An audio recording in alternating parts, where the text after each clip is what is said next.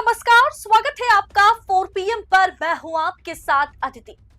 BJP को भर भर के चंदा दिया और सरकार ने 100 करोड़ का जुर्माना माफ किया। सेठ और साहिब फिर एक बार रंगे हाथ पकड़े गए। दोस्तों, बीजेपी को करोड़ों का चंदा देने वाली मेघा इंजीनियरिंग, वो कंपनी आपको याद है ना? इलेक्टोरल बॉन्ड के समय मेघा इंजीनियरिंग कंपनी का नाम सबसे टॉप पर था। बीजेपी को करोड़ों का चंदा देने वाली करीब करीब 516 या 17 करोड़ मेगा इंजीनियरिंग ने भारतीय जनता पार्टी को दी थी। अब उसी कंपनी का 95 करोड़ एग्जैक्ट अमाउंट है, 94.68 करोड़, लगभग 100 करोड़ का पेनल्टी सरकार ने माफ कर दिया है। जी हां, मोदी की डबल इंजन सरकार ने माफ की है। दोस्तों, घटना महाराष्ट्र की है, खबर महाराष्ट्र से है। ये वही महाराष्ट्र है, वही राज्य है जहां 3 महीने में 767 किसानों की आत्महत्या की खबरें आई थी। आत्महत्या उन किसानों ने की थी जिन पर कर्ज था, जिन पर लोन था। और ये किसानों ने मतलब जो लोन लिया है या किसानों का जो कर्जा होता है वो बहुत बड़ी रकम नहीं होती, 4-5 लाख, 2-3 लाख। हाँ, बड़ी रकम तो है उनके लिए या हमारे जैसे आम आदमी के लिए, लेकिन जहां बड़ी बड़ी कंपनीज के 100 करोड़ माफ किए जा रहे हैं, वैसे में तो पूरे देश के किसानों का कर्ज सरकार माफ कर सकती है उतने में। दोस्तों, ये कर्जा अगर सरकार महाराष्ट्र में माफ कर देती, महाराष्ट्र में डबल इंजन की सरकार, फडणवीस और मोदी की सरकार अगर ये माफ कर देती, तो शायद 767 परिवार ये दिन ना देखते, वो अपनों को ना खोते। लेकिन दोस्तों, अन्नदाता यानी किसान सरकार को चुनाव लड़ने के लिए थोड़ी ना पैसा देते हैं कि सरकार उनका कर्ज माफ करे। अरे भाई, कर्ज उनका माफ किया जाता है हमारे देश में जो चुनाव में पार्टी को फंड करते हैं। ऐसी कंपनियों को करोड़ों हो, लाखों करोड़ हो, उनका माफ हो जाएगा, लेकिन किसानों का नहीं होगा। उसी कर्जा तो बड़ी बड़ी कंपनियां, मतलब अगर कर्जा जो है वो बड़ी बड़ी कंपनियां ले ले तो उनका माफ हो जाता है, क्योंकि वो चुनाव लड़ने के लिए सरकार नहीं, पार्टी को पैसा जो देती है। सरकार हमारी जो है वो चुटकी में ऐसी कंपनीज के जो कर्ज होते हैं उसे माफ कर देती है। दोस्तों, वही आपसे कहा ना शुरू में कि आपको मेघा इंजीनियरिंग याद है ना, वो कंपनी जिन्होंने बीजेपी को 519 करोड़ का इलेक्टोरल बॉन्ड के जरिए चंदा दिया था। अब खबर ये आई है, बहुत बड़ी खबर है, चर्चा नहीं हो रही है, मीडिया से मुद्दे को ही गायब कर दिया गया। बचे कुछ पत्रकार इस पर जो है कि सत्ता से सवाल पूछेंगे, इस खबर को आप तक पहुंचाएंगे। अब खबर यह है कि उसी मेघा इंजीनियरिंग कंपनी के 100 करोड़ के आसपास का जुर्माना जो है सरकार ने रातों रात चुटकी मार करके माफ कर दिया है। सब कुछ आपको मैं डिटेल में बताऊंगी, तो अनुरोध है आपसे, रिक्वेस्ट है कि वीडियो के आखिर तक बन करके ये वीडियो देखिएगा और शेयर भी कीजिएगा दबा करके।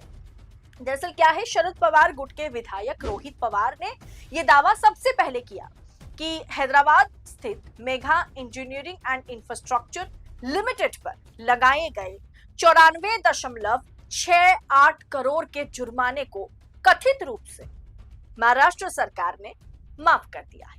डबल इंजन की सरकार है, मोदी की बोलबाला है, मोदी शाह की बात पर फडणवीस उठते बैठते हैं, ऐसे में सरकार ने इसे माफ कर दिया। अब शरद पवार गुट के विधायक पवार ने महाराष्ट्र के जो फाइनेंस मिनिस्टर हैं चंद्रशेखर बावनकुले से पूछा कि आखिर मेघा इंजीनियरिंग को बम्पर डिस्काउंट के साथ बम्पर रिटर्न जैसी मेहरबानी क्यों दिखाई गई, जरा बताइए ना। उन्होंने यह भी आरोप लगाया कि कंपनी पर दिसंबर 2022 में जुर्माना माफ किया गया था और उसकी जब्त मशीनरी लौटाने का आदेश भी जारी किया गया था। दोस्तों, सोचने वाली बात यह है कि किसानों पर सख्ती, लेकिन कंपनी को राहत क्यों दी जा रही है। रोहित पवार ने एनसीपी गुट, शरद पवार गुट के विधायक रोहित पवार ने इस मुद्दे को बढ़ चढ़ के उठाया है, मतलब सामने रखा है। रोहित पवार ने सवाल किया सरकार से कि जिस राजस्व विभाग द्वारा साधारण किसानों पर भी पानी, सड़क या सार्वजनिक कामों के लिए थोड़ी सी, मतलब आप कह सकते हैं कि मेहरबानी नहीं की जाती है।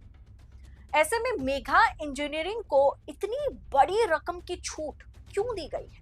दोस्तों 94.68 मतलब 95 करोड़, लगभग लगभग 100 करोड़ का उन पर जो पेनल्टी लगा है इस कंपनी पर, उसे कैसे सरकार माफ कर सकती है? सोचने वाली बात है ना, जहां किसानों के कर्ज माफ नहीं किए जा रहे। आप सोचिए, आपने 15,000 का एक फोन ईएमआई में लिया है या 20,000 की एक फ्रिज अपने ईएमआई पे ले लिया है, तो अगर आप एक ईएमआई भी मिस कर दे, 1200, 1500, 2000 का ईएमआई अगर आप मिस कर दे, तो घर पर बैंक वाले जो है ना, वो अब थर्ड पार्टी को इसमें इन्वॉल्व कर लिया है। मुश्तंडे आपके घर पर आ जाएंगे आपको धमकाने के लिए, कॉल पे कॉल आने लगेंगे। लेकिन बड़ी बड़ी कंपनियों को, सेठ को छूट दे दी जाती है। अब दोस्तों सोचने वाली बात यह है कि हमारी सरकार आखिर किसके लिए काम कर रही है? क्या सेठ साहेब जो है वो सेठ के लिए ही काम कर रहे हैं? आम आदमी से, आम जनता से, किसानों से उन्हें कोई फर्क नहीं पड़ता। मेघा इंजीनियरिंग ने अवैध खनन किया था। उस समय स्थानीय तहसीलदार और एसडीओ ने कंपनी पर 105 करोड़ का जुर्माना लगाया था, मशीनरी जब्त की और बैंक खाता भी सील कर दिया था। लेकिन जैसे ही जून 2022, मतलब ये 2022 के पहले की बात मैं कर रही हूँ, लेकिन फिर जून 2022 में सरकार बदली।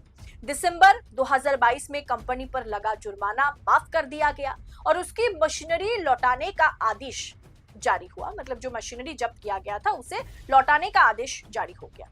उन्होंने, मतलब जिन्होंने इस मुद्दे को उठाया, शरद पवार गुट के विधायक ने बावनकुले, यानी जो फाइनेंस मिनिस्टर हैं महाराष्ट्र में, उनसे ये सवाल पूछा, क्या यह भी सच है आखिर राजस्व विभाग और मेघा इंजीनियरिंग के बीच कैसा बॉन्ड बना कि इतनी बड़ी रियायत दी गई, इतनी बड़ी छूट दे दी गई? दोस्तों मेघा इंजीनियरिंग पमिरेड्डी, पेची रेड्डी और पीवी कृष्णा रेड्डी द्वारा प्रमोट की गई कंपनी है। इसने 967 करोड़ के इलेक्टोरल बॉन्ड खरीदे थे, जिनमें से सबसे बड़ी रकम इन्होंने भाजपा को दी थी। कंपनी ने भाजपा को लगभग 584 या 519, मतलब अलग अलग मीडिया प्लेटफॉर्म पर अलग अलग खबर निकल के सामने आई थी इलेक्टोरल बॉन्ड में। कहीं 520 के आसपास कहा गया था, कहीं 580 कहा गया था। लगभग अब मान के चलिए कि 500 से 600 करोड़ का चंदा इन्होंने भाजपा को दिया था। मतलब ये बड़ा सही धंधा है। आप टैक्स ना भरे, पेनल्टी ना भरे, बदले में पार्टी को फंड कर दे, पार्टी को पैसा दे दे, इलेक्टोरल बॉन्ड खरीद के दे दे, तो 7 खून माफ है। और इलेक्टोरल बॉन्ड वाले मैटर में यही तो हमें देखने को मिला था कि कोई पेनल्टी नहीं भरता, तो कोई टैक्स नहीं भरता, तो कोई कुछ बड़ा कांड कर देता है और बाद में इलेक्टोरल बॉन्ड के जरिए उस मामले से कहीं ना कहीं खुद को अलग कर लेते हैं। अब इससे ज्यादा करप्ट सरकार, भ्रष्टाचार वाली सरकार आपने पहले कभी देखा है क्या? इस पूरे सिनेरियो में आपको क्या लगता है? क्या बीजेपी का जेब अगर भर दोगे तो आपको आपका जुर्माना माफ है, टैक्स माफ है? क्या इसी तरीके से सेठ और साहिब के धंधे के चलते पूरा देश बदनाम होगा? और इसमें सबसे, मतलब भुगतने वाला जो तबका है वो आम जनता है, मिडिल क्लास है, लोअर मिडिल क्लास है और लोअर क्लास है, किसान है। इस विषय पर, इस रिपोर्ट पर आपकी राय क्या है? कमेंट बॉक्स में अपनी राय हमारे साथ शेयर करें। ऐसी खबरों को पड़ताल के साथ पाने के लिए 4 PM के साथ बने रहिए। चैनल के साथ बने रहने के साथ साथ सब्सक्राइब कीजिए, वीडियो को लाइक किया कीजिए, फेसबुक पेज को फॉलो करें और साथ ही साथ आप चैनल को ज्वाइन भी कर सकते हैं। बहुत बहुत शुक्रिया आप सभी का। जय हिंद, जय भारत।